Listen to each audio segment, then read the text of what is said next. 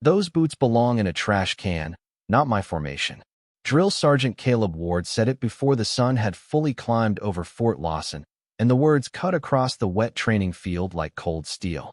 The recruits stood in long rows on the damp concrete, shoulders back, eyes forward, breath rising in the pale Georgia morning. Rain from the night before still clung to the obstacle towers, pooled along the edges of the parade ground, and turned the red dirt beyond the track into thick clay. Staff Sergeant Emma Hayes stood in the second row with her hands locked at her sides, her uniform clean but darkened at the cuffs, her blonde hair pinned in a tight regulation bun, her face calm beneath the brim of her patrol cap. She was 33, white-skinned, composed, and still in a way that made some people mistake her silence for weakness. On her left chest, a small silver lighthouse badge rested against a blue shield, polished despite the morning damp, catching the first thin line of daylight as if it had been built to guide someone home. But Drill Sergeant Ward was not looking at the badge. He was looking at her boots. They were old. Not neglected, not careless, but old in a way that carried miles. The leather was creased at the ankles, the toes were scraped dull, and Georgia mud had dried in rough bands around the soles. One lace had been replaced with a darker cord. The left heel looked worn down from years of hard ground and long roads. In a formation where every boot was supposed to shine like black glass, Emma's looked like they had come from a field exercise no one wanted to remember. A few recruits heard Ward's comment and tried to hide their smiles. One of them failed, letting out a short breath that sounded too much like a laugh. Ward turned just enough to let the laughter live for a second, then stepped closer to Emma. He was 46, broad-faced, white-skinned, and built from decades of discipline. His voice had made grown soldiers straighten their spines without thinking. He believed in order because order had saved lives before. He believed the smallest detail revealed the largest truth. And to him, those boots told a story he did not respect. "You show up to my field looking like that, Staff Sergeant?" he asked. "Yes, Sergeant," Emma said. Her voice was steady, quiet, and not defensive. Ward lowered his eyes again. "Those boots look like they crawled out of a drainage ditch." Emma did not blink. "They got me here, Sergeant." That answer moved through the formation with an uneasy ripple. It was not disrespectful, but it was not fear either. Ward studied her face, waiting for embarrassment, an excuse, some crack in the calm. He found none. Behind the rows of recruits, beyond the wet fence line, an ambulance door closed softly near the medical station. No one in formation noticed. Emma did. Her eyes remained forward, but something in her breathing changed for half a beat. She had taken the long route before dawn. She had heard a voice no one else heard. She had stepped where the ground gave way and kept moving because someone younger than her had not known how to get back alone. But on the parade ground, all anyone saw were old boots, mud, and a woman who refused to explain herself. Ward let the silence stretch because silence had always been one of his favorite tools. It made nervous recruits reveal themselves. It made excuses crawl out before questions were finished. But Staff Sergeant Emma Hayes gave him nothing to work with. She stood in formation with the same steady posture as every polished soldier on the field, except for the boots that seemed to have offended the entire morning. Her eyes stayed forward. Her jaw remained relaxed. The silver lighthouse badge on her chest glimmered once when the clouds opened and a thin gray light crossed the parade ground. Ward noticed it then, but only as another detail he did not recognize. "Interesting badge," he said, his tone flat. "That's supposed to make up for the boots?" Emma answered without turning her head. "No, Sergeant." "Then what is it supposed to mean?" "It means someone found the way back." A few recruits shifted at the answer. It sounded simple, almost too simple, but there was something in the way she said it that made the line feel older than the morning. Ward narrowed his eyes. He did not like mystery in his formation. He liked last names sewn straight, collars clean, straps tucked, boots tied and shined.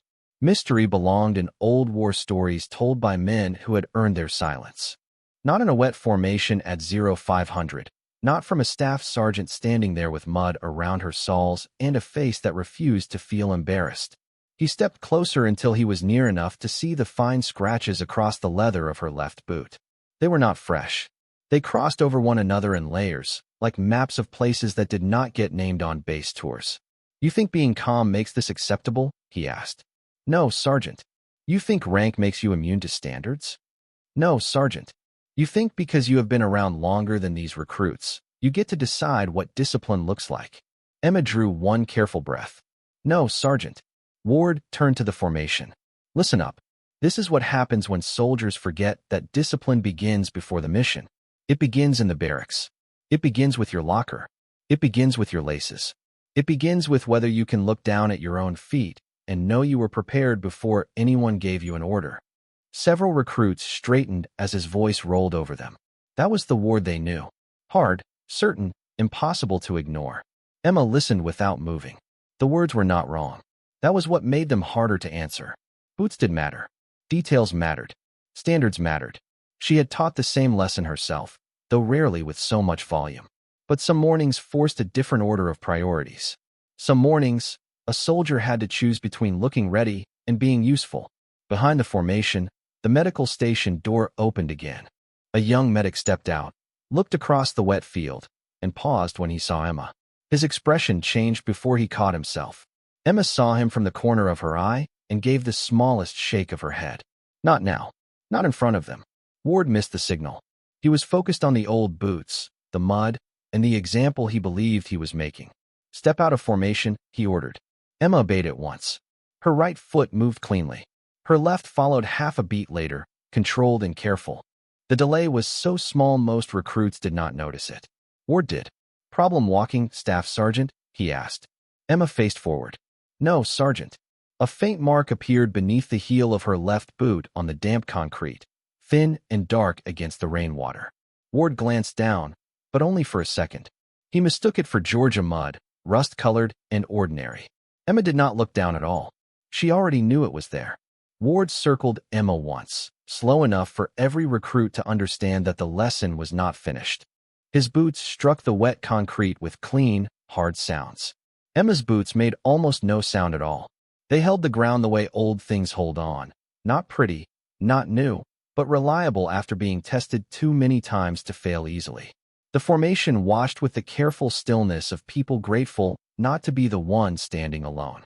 Ward stopped in front of her again and pointed toward her left boot. Tell them why this matters. Emma kept her eyes forward. Because details show discipline, Sergeant. Good. Then tell them what undisciplined details show. She paused just long enough for the morning air to feel colder. Sometimes they show the part of the story you have not asked about yet. The line did not sound like a challenge. It sounded like a fact. That made it worse for Ward. His face hardened, and the recruits felt the shift before he spoke. You are not here to teach philosophy, Staff Sergeant. You are here to uphold a standard. These recruits are watching you. They are learning from you. So if you step into my formation wearing boots that look like they lost a fight with a swamp, they will learn that excuses come before excellence. Emma said nothing. Her silence made the words stand alone. Ward turned to the rows behind him. Look at her. Look closely. Rank on the chest, mud on the boots. That is contradiction. And contradiction gets people confused. Confusion gets people careless. Several recruits fixed their eyes on Emma's boots because they had been told to. They saw the scraped toes, the worn heel, the red clay packed into the tread. One recruit near the third row, a quiet young woman named Private Miller, noticed the mark on the concrete beneath Emma's left heel. It was small, too thin to be a puddle, too dark to be ordinary mud. Miller looked toward the path behind Emma and saw another mark 5 feet away, then another near the edge of the formation lane. Her brow tightened. Ward did not see her notice. He was still speaking. A soldier who cannot maintain equipment cannot maintain trust. I do not care how long you have served. I do not care what badge you wear. I do not care how calm you look when you are wrong. The silver lighthouse badge caught the light again. Emma's face remained steady, but her left hand curled once, then relaxed. It was the only sign that the morning had cost her anything. The young medic near the station began walking toward the field, trying to look casual and failing. His name was Corporal Daniel Brooks, and he had been on duty when Emma brought Private Noah Ellis in before sunrise, soaked, shaking, and trying to apologize for needing help. Brooks had seen Emma refuse a chair. He had seen her ask first whether the recruit was breathing normally, whether he was warm, whether his emergency contact had been notified. Only after that had he noticed her boot. Only after that had she told him, in a voice barely above a whisper, "Patch it enough for me to stand formation." Brooks had argued. Emma had looked at the clock. Formation was in 7 minutes. That had ended the argument. Now Brooks saw the trail on the concrete and quickened his pace. Ward finally noticed him approaching and snapped, "Corporal, this is not your lane." Brooks stopped, but his eyes were on the ground, following the marks backward across the field. "Sergeant," he said carefully, "I think you need to look behind her." Ward's expression sharpened. "I am looking exactly where I need to look." Emma turned her head a fraction toward Brooks, warning him again without words. He ignored it, not out of disrespect, but because some truths became dangerous when they stayed hidden too long. Ward looked down at last. Really looked. The mark beneath Emma's boot was not clay. It was not rust. It had a direction, a beginning, a trail, and it did not start with her standing in formation. Ward stared at the ground as if the wet concrete had spoken out of turn.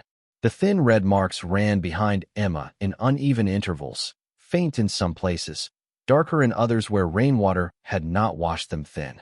They crossed the formation lane, curved past the flagpole, and disappeared toward the side gate beyond the motor pool.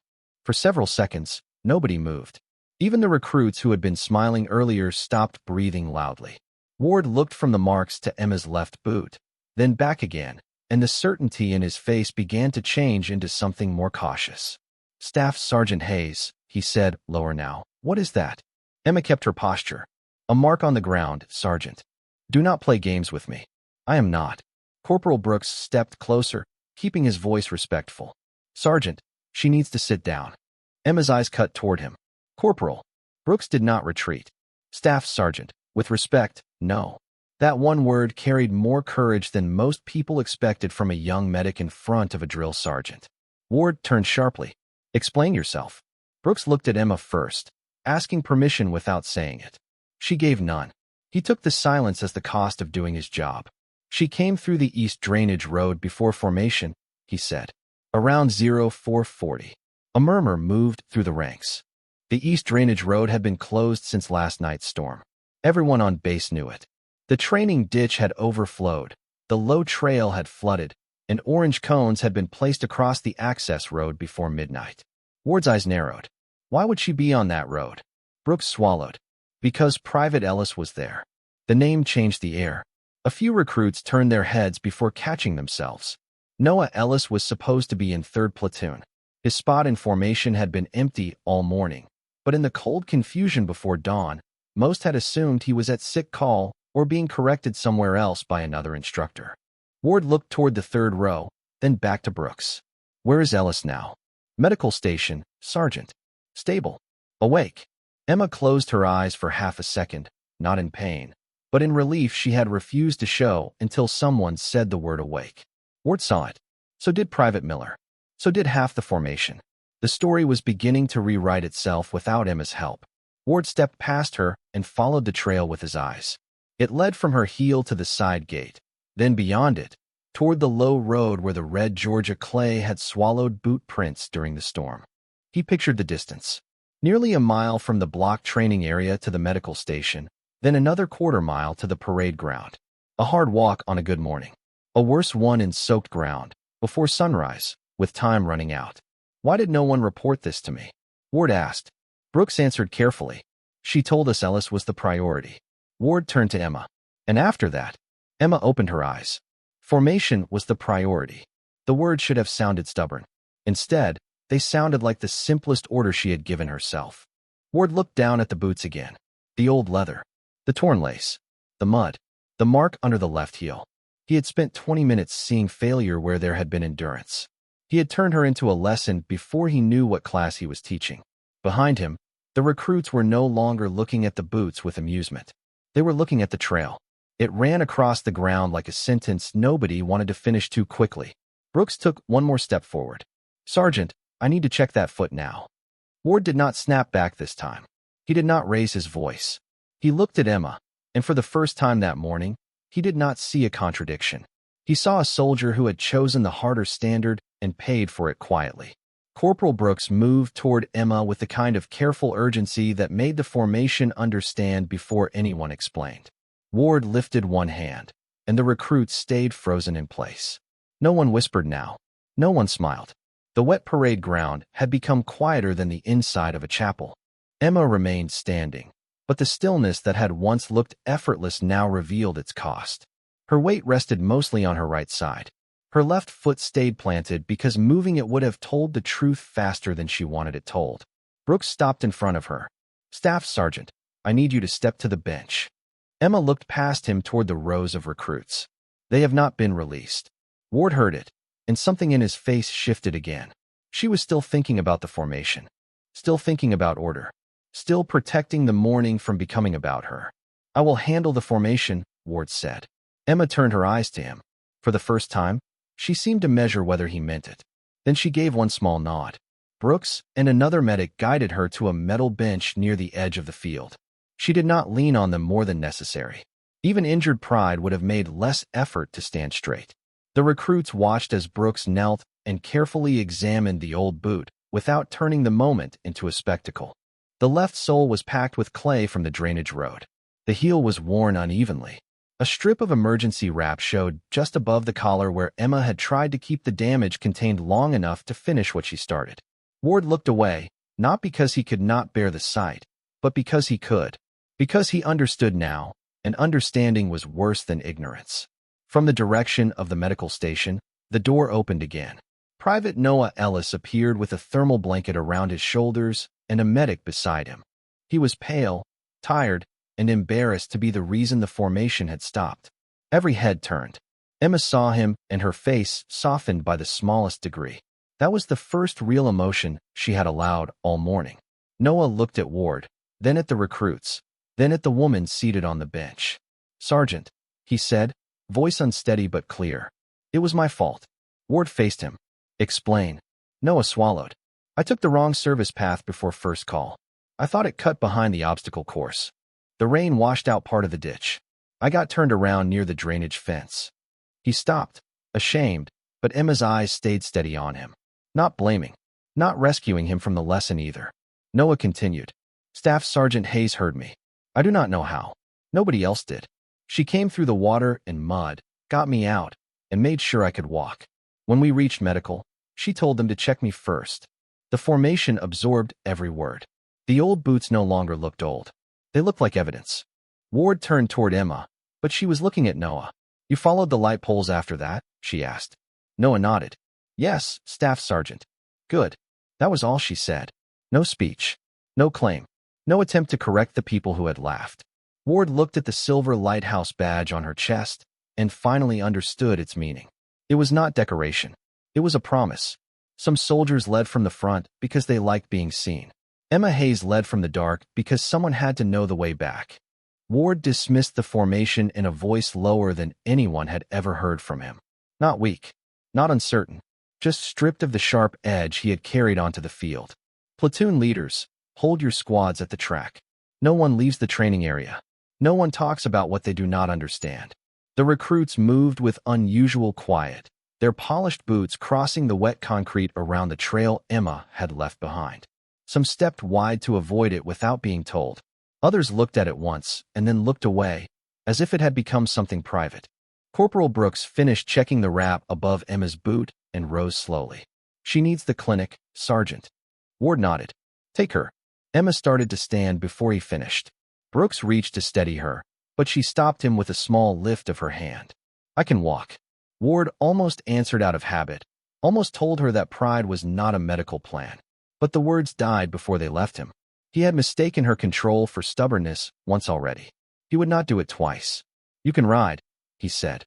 Emma looked toward the medical cart parked near the side gate. Then she looked at Noah Ellis, still wrapped in the blanket, watching her with the heavy guilt of a young soldier who had learned too much before breakfast. "He rides first," she said. Noah shook his head. "Staff Sergeant, I am fine." Emma's eyes held his. "Then be fine from the cart." It was not loud, but it ended the discussion. Noah obeyed. Ward watched him climb in, then watched Emma take one careful step, then another. Every movement was controlled, measured, and clean enough that a person not paying attention might have missed the pain beneath it. But Ward was paying attention now. That was the punishment and the lesson. He saw everything he should have seen earlier. The mud was not carelessness. The torn lace was not neglect. The old leather was not an excuse. It was proof that the boots had gone where the morning needed them to go. As Brooks guided Emma toward the cart, Private Miller stepped out of line without permission, then froze when Ward turned toward her. "Sergeant," she said, voice tight. "Permission to speak?" Ward studied her. "Speak." Miller looked at Emma. "Staff Sergeant Hayes told us last week that equipment matters because people depend on it." I thought she meant inspections. Emma stopped near the cart, but did not turn around. Miller swallowed. "I think I understand it now." The field stayed silent. Ward looked at the rows of recruits, at the wet ground, at the old trail leading back toward the drainage road. He had planned to teach them that standards were visible. Emma had shown them that standards were lived. "Then remember it," Ward said. His voice carried across the field, but this time it did not need to strike anyone to be heard. "All of you. Boots matter. Uniforms matter. Discipline matters. But none of it means a thing if you forget why it matters." Emma finally looked back at him. For the first time that morning, Ward did not see defiance in her calm. He saw restraint. He saw a soldier who could have defended herself with one sentence and chose instead to protect a recruit from shame. He stepped aside as the cart rolled toward the clinic, carrying Noah first and Emma beside him, the silver lighthouse badge catching the pale Georgia sun. Behind them, on the damp concrete, the trail remained for a little while longer, ending where the formation had begun and beginning where courage had gone unnoticed. The medical cart rolled toward the clinic at walking speed, slow enough for every recruit to see that the morning had not ended with a lecture, but with a lesson still moving across the field. Noah Ellis sat on the front bench with the blanket around his shoulders, staring down at his hands. Emma Hayes sat beside him, one boot resting lightly on the metal floorboard, her posture still straight despite the strain it took to keep it that way. Corporal Brooks walked alongside the cart, one hand near the rail, watching her foot more than her face. Ward remained on the parade ground until the cart reached the clinic doors. Only then did he turn back to the recruits. The old version of him would have restarted inspection immediately, louder than before, as if volume could erase discomfort. This time, he stood in front of them and let the discomfort stay. "Private Ellis made a mistake," Ward said. Noah heard the words from the cart and closed his eyes. Ward continued, "Staff Sergeant Hayes made a choice." The recruits did not move. Rainwater dripped from the obstacle towers in the distance. Somewhere near the motor pool, a generator came to life. Ward's voice carried without force. "There is a difference between an excuse and an explanation. There is a difference between looking ready and being ready. I forgot that for a moment." The admission struck the formation harder than any shout. Drill Sergeant Caleb Ward did not apologize to air. He did not soften standards. He did not give recruits easy comfort. So when he acknowledged his own failure in front of them, the entire field felt the weight of it. Private Miller stood with her eyes forward, but her jaw tightened the way it did when she was trying not to react. Ward saw it and did not correct her. "You will keep your boots clean," he said. "You will maintain your gear. You will meet inspection standards. That has not changed." His eyes moved toward the clinic doors, where Emma had disappeared inside.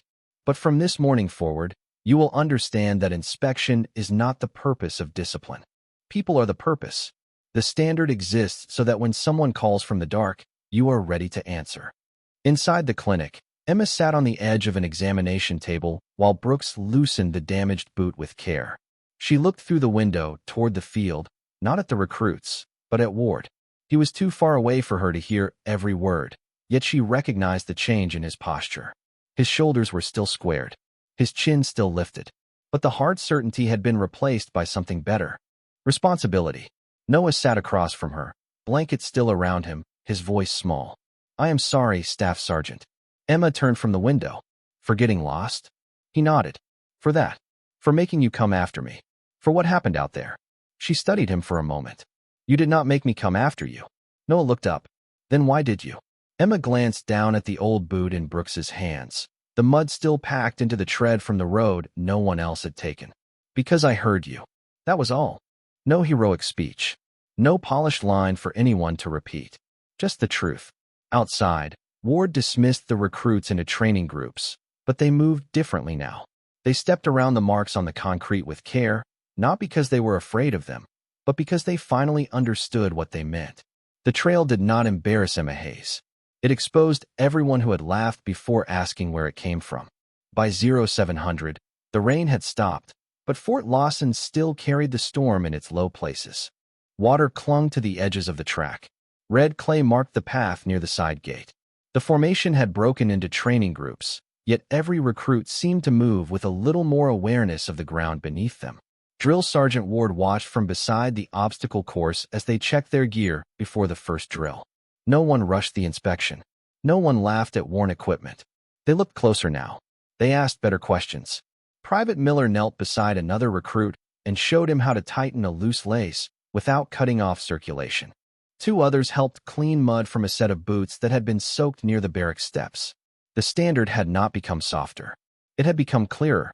Ward saw that, and it unsettled him more than failure would have. In the clinic, Emma Hayes sat with her left foot wrapped and elevated, her old boot resting on the chair beside her like a witness that had finished testifying. Corporal Brooks had ordered her off the field for the morning, and for once she had not argued after the second warning. Noah Ellis sat nearby, a warm cup of coffee untouched in both hands. He had given his statement twice, once to the medic and once to the training officer, and each time he had left out every detail that made him sound helpless until Emma corrected him. "Tell it straight," she had said. "Not smaller. Not bigger." Noah looked at her now with the kind of respect young soldiers rarely understood until it changed them. "They are going to remember this," he said. Emma glanced toward the window. Ward was visible in the distance, standing in front of the platoons, no longer pacing like a man hunting mistakes. "They should remember the route was closed," she said. "They should remember not to take shortcuts after a storm." Noah lowered his eyes. "That is not what I meant." Emma knew. She let the silence answer for her. A few minutes later, Ward entered the clinic without his campaign hat on. That alone made Brooks look up from the counter. Ward held the hat against his side, rain still darkening the brim. His eyes went first to the wrapped foot, then to the old boot, then to Emma. "Staff Sergeant Hayes," he said. Emma sat straighter. "Sergeant." Ward looked at Noah. "Private Ellis, step outside with Corporal Brooks for a moment." Noah hesitated, but Emma gave a small nod. When the door closed, the clinic became quiet enough to hear the old wall clock above the supply cabinet. Ward stood across from her, the same man who had commanded the field, but not the same man who had mocked her at sunrise. "I was wrong," he said. The words were plain. No decoration. No escape hatch. Emma did not rush to make him comfortable. Ward continued. "I judged what I saw before I asked what it cost. That is bad soldiering.